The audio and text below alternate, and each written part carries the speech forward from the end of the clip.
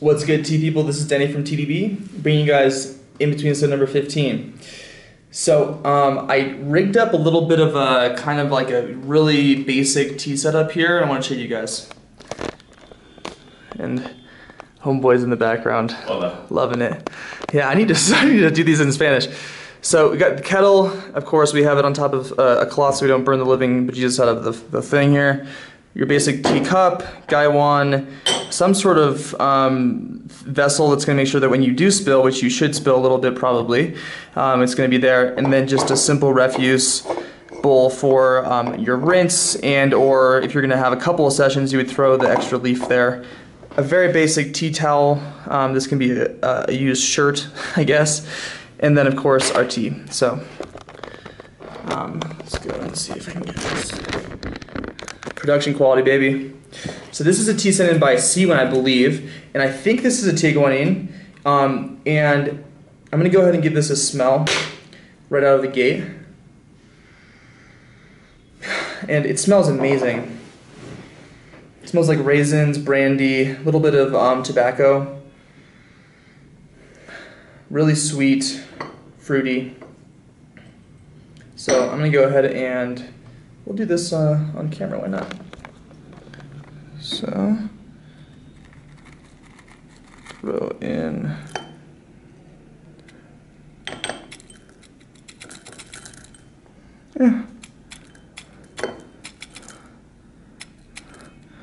that'll be nice.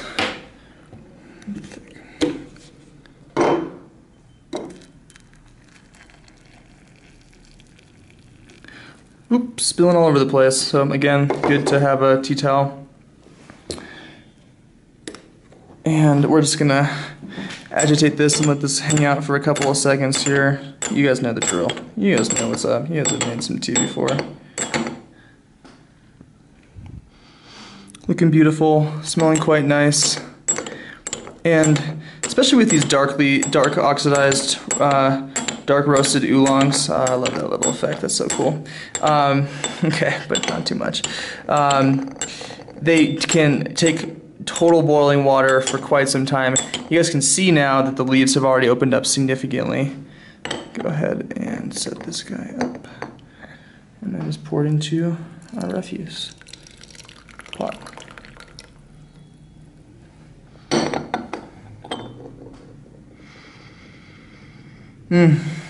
Smells much more earthy, much more like a traditional high mountain Taiwanese oolong. Let's give this a smell. Oh man. Really plummy. So definitely some typical roasted oolong smells. Maybe a little bit more minerally than I would expect. And I'm doing this pretty blind, and actually it looks like this was fermented more than even roasted, because it's actually greener than I suspected. Let's give it another go here, and we'll actually go ahead and drink this one. And give it for, I don't know, 15 or so. Again, I've been more of a fan of agitating these leaves a little bit. You're going to brew out your tea a little bit faster that way, naturally.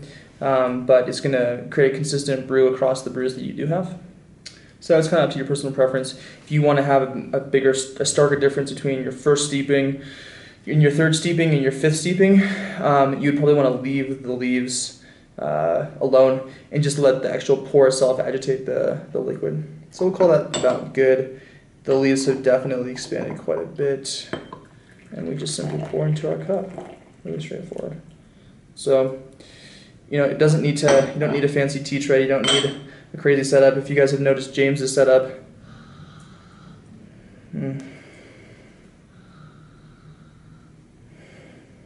more like foresty, like verdant bark stuff going on in there. Anyway, you guys will notice James's setup is actually a lot more similar to this when he's doing his InBetweenIsodes, and when I go over and hang out with him and we do some work and have a brew session or two. He's got a Gaiwan with on top of a saucer. He's got a big old bowl that he throws the extra stuff out, and then just some teacups with their saucers themselves. And so, yeah, let's give this a shot. Cheers, guys.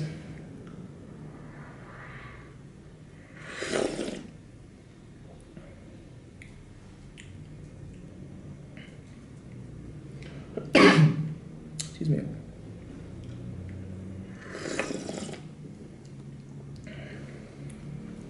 Really light so far. There's a nice fruity plum flavor coming on about a third of the way through. Not nearly as much body and complexity as we're going to hope for, so I'm actually going to start steeping this next steep right now. Not even close to being bitter. And so this is where, again, the advantage of having a long rinse and even a longer steep time for your first steep time would be good. So, but this is quite nice. It's pleasant. Definitely nothing is reaching outside of the bell curve in terms of flavor notes at this point.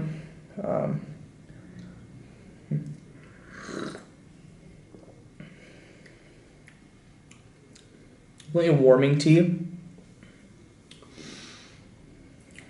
Quite nice. And again, you know, the extra, having the refuse extra water bowl is really nice, especially if you're going to do tastings, or you bring us the tea onto the show and you want to kind of skip through a couple of steepings quickly, you can. And goodness, let's go ahead and open this up. Just take a look real fast. Come on, guys, get in there. So you can see we have really filled up the Gaiwan, and you can see it's kind of hard to tell. Let's see if we can get in there a little bit, but lighting is not great. It's definitely greener looking now than before. So this actually kind of, for me, has similar characteristics to a less roasted Dong Ding. But let's give this another smell.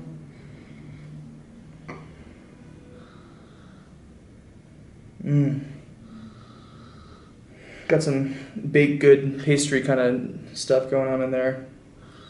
I think that's kind of like raisin bread-ish thing happening a little bit. Kind of those like dried dark fruits.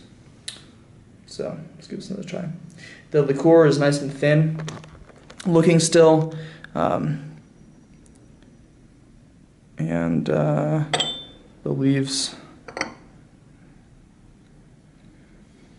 they kind of come out pretty dark on camera, but maybe you guys can see a little bit more of that green in there. Let's give this a shot. Cheers, guys.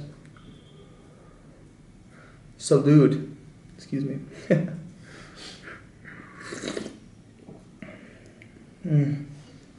Much more of that roast coming.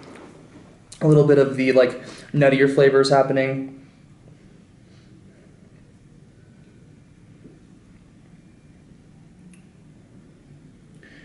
Maybe like a little bit more of that twig cigar,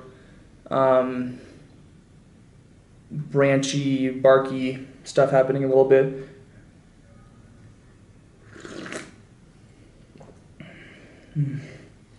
This is unbelievably pleasant, extremely well balanced, and like I was saying earlier, there are no kind of huge peaks going on in the flavor profile, and there are no huge valleys, meaning that it's kind of this like nice sort of wave of flavor going on my palate. Really nice sweetness, good long finish. Still, I don't think has a ton of complexity yet. And I'm wondering if it will or not, and that's up to another brew. Let's get that going. And because this has been, there's been zero astringency in this, I'm going to let this hang out for 45 seconds. And the Gaiwan is now nice and hot. The water is still, 10 minutes off the boil max, in a big tea kettle that's retaining a bunch of heat already. So if this steeping isn't going to be strong and full-bodied, and one of the longer steepings, none of them will. So we're going to let that hang out and keep on drinking this a little bit.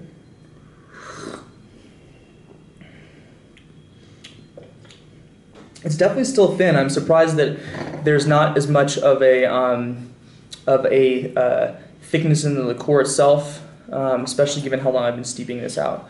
But it's really delicious. It's nice, and I think the perfect balance between plum fruit, raisins, a little bit of bark, and then kind of your traditional nutty roasted oolongs.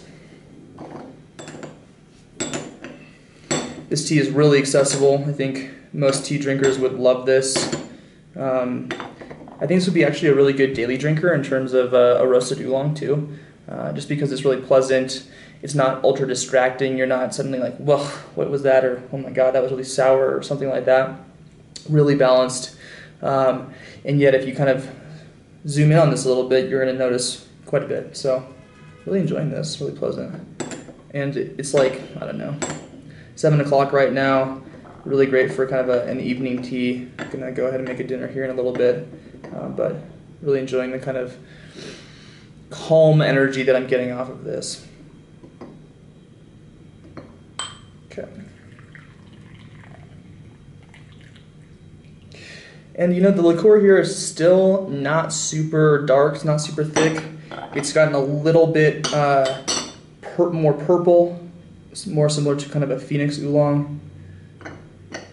Ooh, those tea leaves are hot. Definitely can tell that there's some roast, especially because some teas are a little bit more, or some leaves are a little bit browner than others. But in the Gaiwan, this looks pretty green. We'll give one more look at this. So here we have the actual liqueur. And then let's see if we can do this.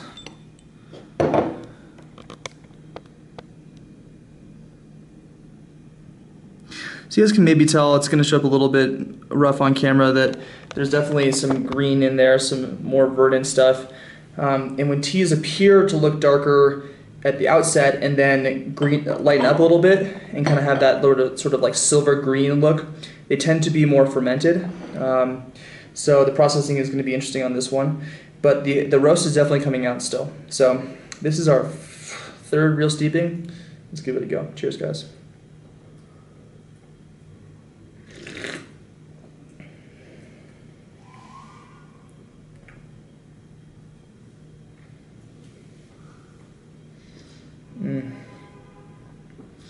It's really like hitting its stride right now in a good way. A lot of a longer finish, and a little bit more of that mineral-y bark stuff going on. It's kind of like hints of, I don't know, hard to say. And there's a little hint of, it's not astringent bitterness, but sort of like tobacco bitterness at the very front of this. That actually at this point is adding a nice little bit of complexity to this. This is a great tea. I have no idea how much this costs. This is sent in by Cwyn, I believe. Thank you so much, Cwyn. Pleasure to review these teas for you, and I appreciate the specific shout out to me to try this out. This has been a wonderful roasted oolong. I believe this is a roasted Tieguanyin. And if you folks want to learn more about roasted oolongs, more about Taiwanese and Chinese Tieguanyin, as well as any other sort of thing you want to talk about with tea, check us out at tdb.org. The subscribe button is below somewhere here. So please feel free to subscribe to our channel. We release 3 videos a week. We have one where it's James and I together talking about a certain tea we bring onto the show, and then we each do an in-between-isode, and we have a great time. And we have tons of great content, interviews, tea of the month, and other great content on tdb.org. So check us out. Until next time, thanks guys.